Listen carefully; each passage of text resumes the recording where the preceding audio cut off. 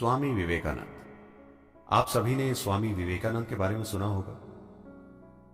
जब उनके गुरु रामकृष्ण ने समाधि ले ली तो वो अपने गुरु का संदेश पश्चिम तक पहुंचाना चाहते थे।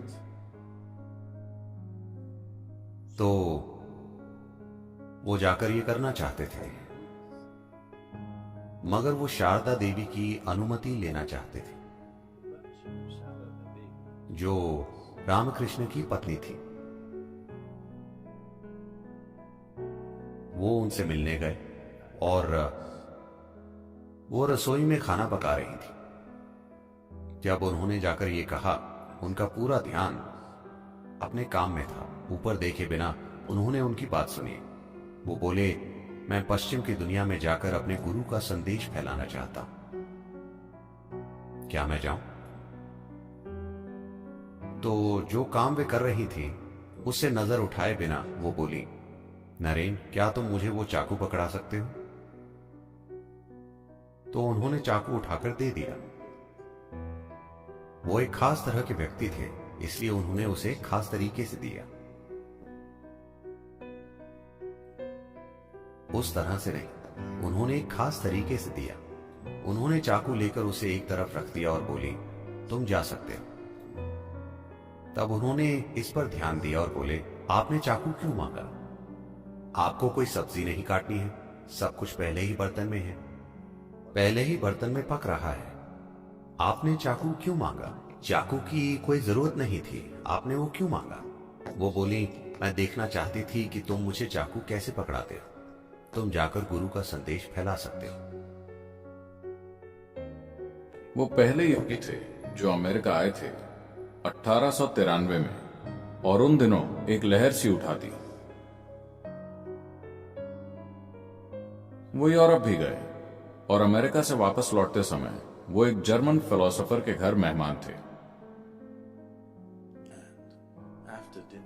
डिनर के बाद वो स्टडी रूम में बैठकर आपस में चर्चा करने लगे। वहां मेज पर 700 पेज की एक बड़ी सी किताब रखी थी। विवेकानंद ने कहा, क्योंकि वो आदमी किताब की बहुत बड़ाई कर रहा था, उन्होंने कहा, क्या आप मुझे 1 घंटे के लिए किताब दे सकते हैं? मैं देखना चाहता हूं कि इसमें क्या है।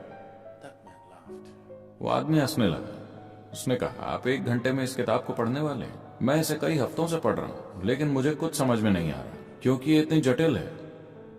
और वैसे भी ये किताब जर्मन भाषा में, आपको ये भाषा आती भी नहीं। 1 घंटे में आप क्या करने वाले हैं? विवेकानंद ने कहा, आप किताब दीजिए, मैं देख के बताता हूं। तो उन्हें वो किताब दे दी गई।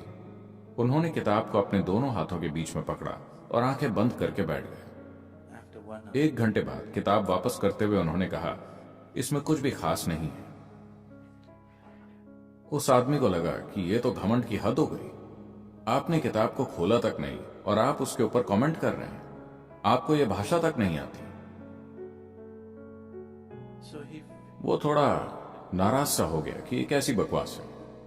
विवेकानंद ने कहा, आप किताब के बारे में कुछ भी पूछ लीजिए, मैं आपको बता दूंगा। ठीक है, पेज 633 में क्या लिखा है? विवेकानंद ने एक एक शब्द दोहरा दिया।